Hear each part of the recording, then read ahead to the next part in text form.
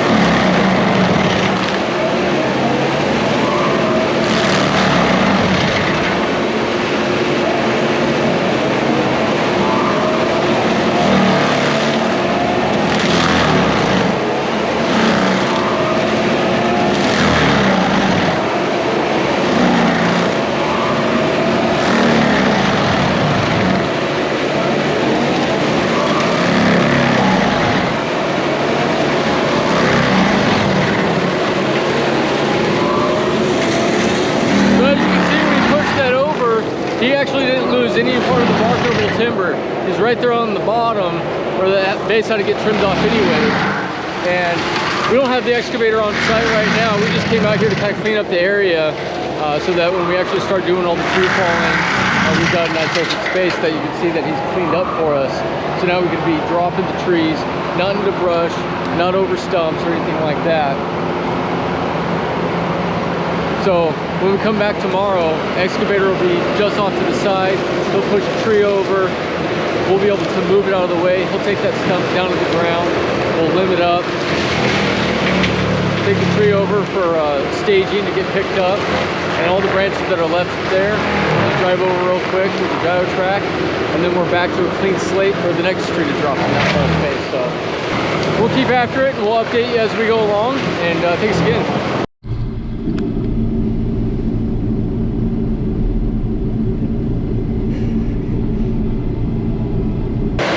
We're back. We've got Mason over there with the excavator. He is stacking logs, clearing some of the underbrush debris so we can mulch it later, but you can see that we've got a nice clean path for the machines back and forth. And Eric's going around and he's starting to pull some of the trees.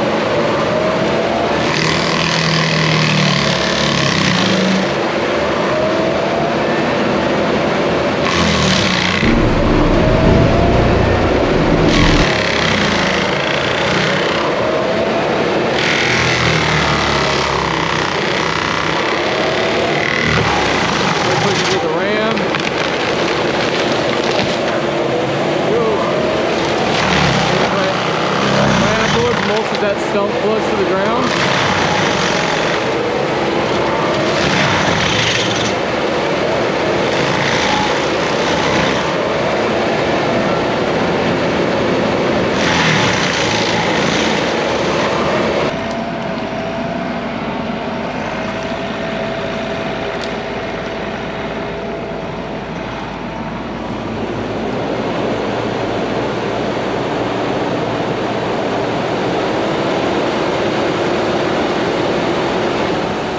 Mason's got the last of the previous tree, the top of it, and as he heads out,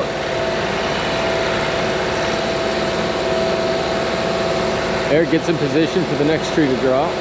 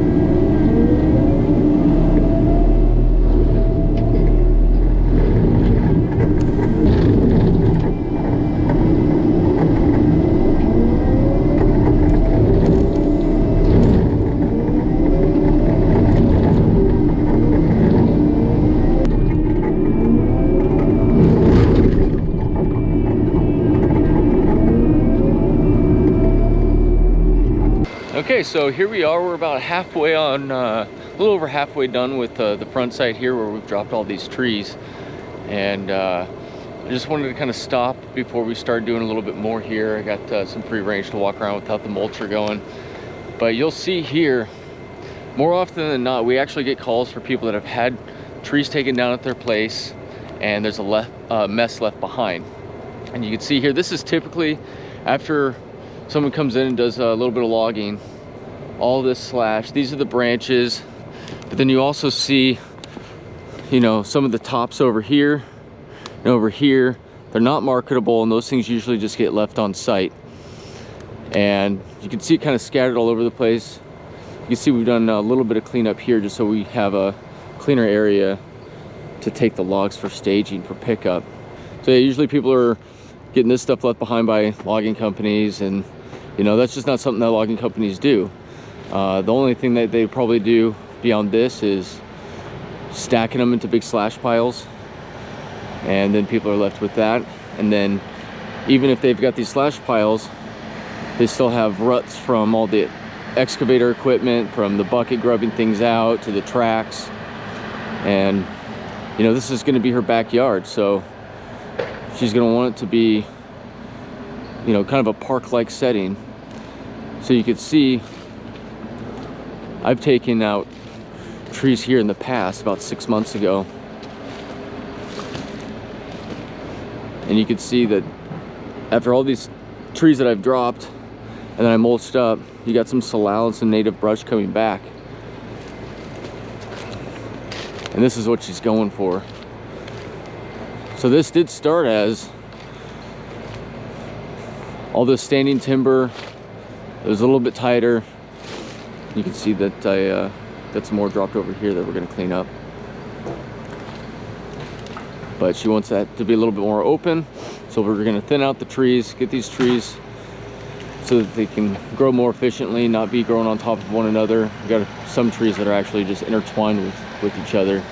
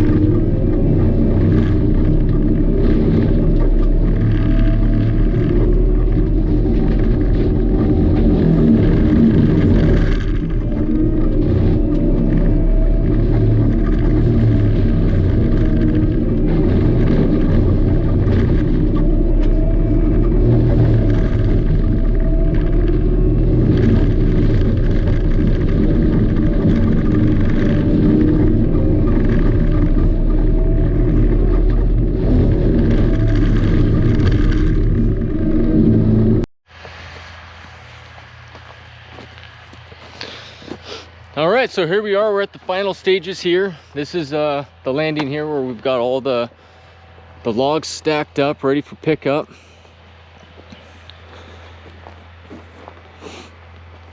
And the last time I was doing some video, you guys saw all the slash that was laid out everywhere. It was kind of messy. Basically what would have been left over of, you know, any other logging job site. But now you can see we're starting to clean up as we go.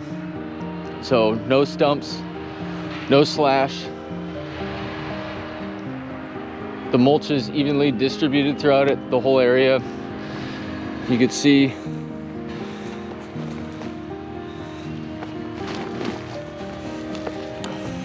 dig down just a little bit, you know, so there's several inches of mulch here. But here we are in, well, tomorrow's Thanksgiving, so we've had lots of rain and there's no mud pits, no ruts, just really nice and clean. And this is going to help with any sort of erosion or anything like that. Just if this is all just dirt, you just started getting dumped with rain throughout the winter, it's just going to be a big mucky mess. So having all this on the top is going to be really nice for her throughout the winter. She'll be able to walk out here and do whatever she's going to do, and she's going to just stay nice and clean.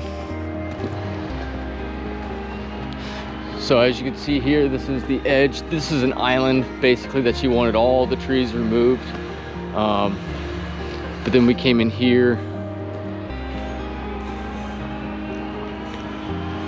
We cleaned up some downed trees. Some of the heavy winds that we've had recently knocked some stuff down. So we came out a little bit and cleaned this up some. Like I said before, I was here about 6 months ago and mulched it to basically look like that. And now she's already got some nice ground cover. So this stuff will come back and it'll be nice and green. It's not just going to be barren for, you know, months and months to come.